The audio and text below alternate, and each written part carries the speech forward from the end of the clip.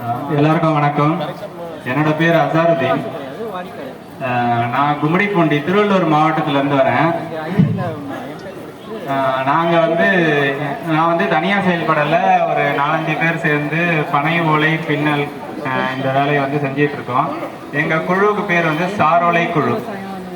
இந்த பேர் பல பேருக்கு புதுசாக இருக்கலாம், நிறைய பேருக்கு தெரிஞ்சும் இருக்கலாம். சாரோலை அப்படின்ற பேர்ல ஏன் குழு பேர் வைக்கணும் அப்படின்றதுக்கு ஒரு முக்கியமான காரணம் இருக்கு.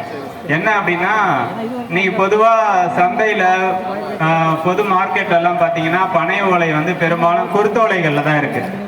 குருத்தோலையிலையும் அது மட்டும் இல்லாம ரசாயனம் கலந்த சாயம் போட்ட பனை ஓலை பொருட்கள் தான் நீங்க பார்க்க முடியுது.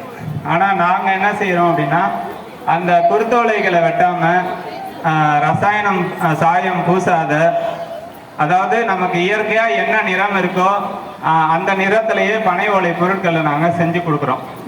அதை தான் உற்பத்தி பண்ணுறோம், அதை தான் விற்பனையும் செய்கிறோம்.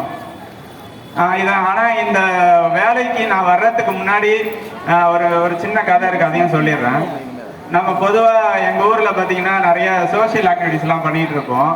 மரம் நடுறது, பொது இடங்களை சுத்தம் செய்கிறது அப்படின்னு. அதில் எங்கள் ஊரில் இளைஞர்கள்லாம் சேர்ந்து என்ன செஞ்சோன்னா, ஒரு ஏரி 40 ஏக்கர் ஏரியை சுத்தம் பண்ணுறதுக்காக வேலை செஞ்சோம். கிட்டத்தட்ட ஒரு 8 மாதம் வேலை செஞ்சோம். அவ்வளவு குப்பைகளை எடுக்கிறதுக்கு அந்த 8 மாதம் ஆச்சு. அந்த அவ்வளவு குப்பை எங்கள் ஊர் மக்கள் எல்லாரும் சேர்ந்து என்ன செய்கிறோம், அந்த ஏரியில தான் கொட்டுறோம். அப்போ அந்த அளவுக்கு குப்பையை நாங்கள் சுத்தம் பண்ணும்போது எனக்குள்ள ஒரு பெரிய ஹீரோ மாதிரி நாங்கள் இந்த பெரிய ஏரியை சுத்தம் பண்ணிட்டோம்ப்பா அப்படின்னு சொல்லி ஒரு பெரிய அப்படியே நெஞ்ச நிமித்தி நடந்து போயிட்டு இருக்கிற மாதிரி ஒரு நினைப்பு. ஆனால் கொஞ்ச நாள் கழிச்சு அதை எடுக்க அந்த நாள் ஆக ஆக எனக்குள்ள என்ன ஒரு கேள்வி அப்படின்னா, அந்த மக்கள்ல நீயும் ஒருத்தன் தானடா அப்படின்னு சொல்லி ஒரு பெரிய கேள்வி எனக்குள்ளே எழுது. அப்போ அந்த மக்கள் மேல உள்ள கோபம் என் பக்கமா திரும்புது. இந்த வேலையை நீயும் தானே செய்யற, சமுதாயத்துல நீயும் ஒரு ஆள் தானே அப்படின்ற கேள்வி வந்த பிறகு இதுல ஒரு மாற்றத்தை உருவாக்கணும். அதாவது இந்த வேலையை செய்யறதுல நானும் ஒருத்தன் தானேன்னு புரிஞ்சுக்கிட்டேன். அதுலதான் சரி, நம்ம இந்த பிளாஸ்டிக்குக்கெல்லாம் எதிர்த்து வேலை செய்யறதோ இல்ல அதை சுத்தம் பண்றதோ எல்லாம் தீர்வு கிடையாது.